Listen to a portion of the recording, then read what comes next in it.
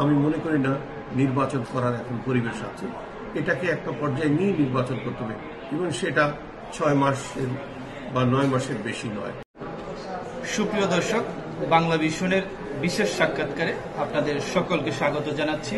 আজকে আমার সাথে অতিথি হিসেবে যিনি আছেন শরীয়তপুর জেলা বিএনপির সভাপতি এবং জাতীয় নির্বাহী কমিটির সদস্য বিএনপি শফিকুর রহমান কিরণ। শফিকুর রহমান কিরণ, আপনি কেমন আছেন? আমি আলহামদুলিল্লাহ ভালো আছি এবং খুব বেশি ভালো আছি। আচ্ছা, আপনি তো সাবেক এমপি, ভবিষ্যতে তো আবারও আপনি ক্যান্ডিডেট। যেহেতু আসন্ন নির্বাচন, তত্ত্বাবধায়ক সরকার একটা পরিস্থিতি তৈরি করতেছে নির্বাচন নিয়ে, এবং নির্বাচন খুব শিগগিরই একটা নির্বাচন দিলে এই দর্শকদের উদ্দেশ্যে বিসমিল্লাহির রহমানির রহিম।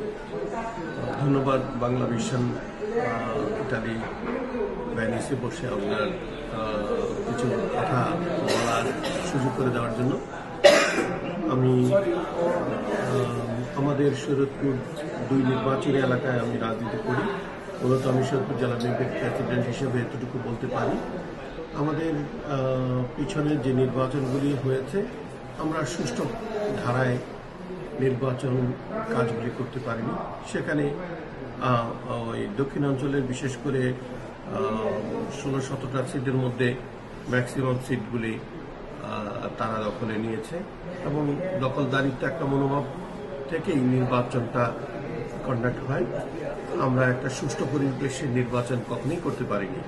আমরা ইনশাল্লাহ আগামী এখন যে ইন্টারিম গভর্নমেন্ট আছে, তত্ত্বাবধায়ক সরকার আছে, আমরা পরিস্থিতি যেদিকে আগাচ্ছে সেটা মনে করছি যে একটা সুন্দর পরিস্থিতি হতে যাচ্ছে, এবং নির্বাচনটা মনে হচ্ছে এনভায়রনমেন্ট দেখে পরিচ্ছন্ন এবং সুষ্ঠু সুন্দর একটা নির্বাচন আগামীতে আমরা এনজয় করব, এবং সাধারণ মানুষ তার নিজস্ব অধিকার এবং প্রয়োগ করতে পারবে, ভোটাধিকার।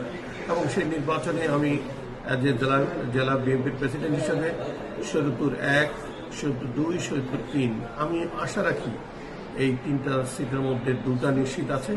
আমরা আরেকটা সিটকে আমরা কঠিন পরিশ্রম করে আমরা সেটা নেওয়ার চেষ্টা করব, যেন মানুষ তার নিজস্ব চিন্তা চেতনা প্রয়োগ করার যে সুযোগ পাবে, এবং সেই প্রেক্ষাপটে মানুষ চায় বিএনপিকে রাষ্ট্রীয় ক্ষমতায় আনার চেষ্টা করবে, এবং নিরঙ্কুশ একটা বিজয় বিএনপির হবে, এটা আমরা মনে করছি।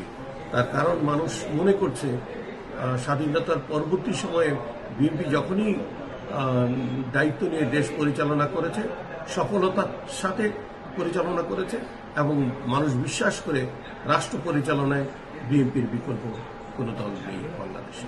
যারাই বিভিন্ন সময় এসেছে তারা পুকুর চুরির মতো কাজ করেছে, দেশকে তলাবিহীন ঝুড়ি হিসেবে আখ্যায়িত করেছে, এবং সুশাসন পিছিয়ে পড়েছিল। বিএনপি একমাত্র সাধারণ মানুষের 18 কোটি মানুষের অর্থনৈতিক মুক্তি, কর্মসংস্থানের ব্যবস্থা, এবং যেখানে করাপশন মিনিমাম 0 টলারেন্স ছিল বিএনপির সময়। আমরা আবার বিএনপি রাষ্ট্রীয় ক্ষমতায় আসবে, এটা সময়ের মাত্র। তার কারণ এদেশের মানুষ প্রমাণ করে দিয়েছে, বুকে তাজা রক্ত দিয়ে প্রমাণ করেছে এই রাষ্ট্র ক্ষমতায় বিএনপিকে তারা দিতে চায়।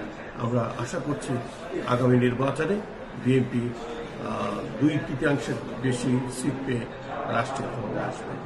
আচ্ছা, আপনি এই সরকার তো বলছে নির্বাচন দিবে, কোন নির্বাচনের তো কোনো রোড ম্যাপ এখনো দেয়নি। আপনি কি মনে করতেছেন যে আমি মনে করছি যে নির্বাচনে রোড ম্যাপ দেওয়ার একটা পরিবেশ এখনো হয়নি।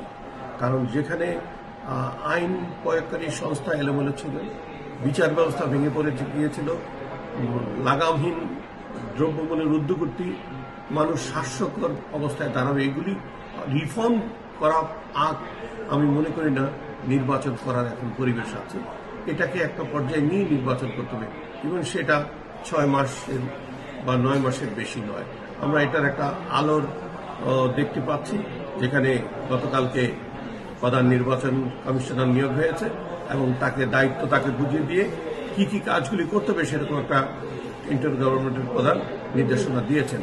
আমরা আশা করছি যে আগামী 6 মাসের মধ্যে নির্বাচন ডিক্লেয়ার হবে, এবং সেই নির্বাচনে যারা গণতান্ত্রিক ওরা তারা নির্বাচনে পার্টিসিপেট করবেন এবং এই পার্টিসিপেটের মধ্যে দিয়ে একটা বাংলাদেশের নতুন ইতিহাস, নতুন গণতন্ত্র সৃষ্টি হবে ইনশাআল্লাহ।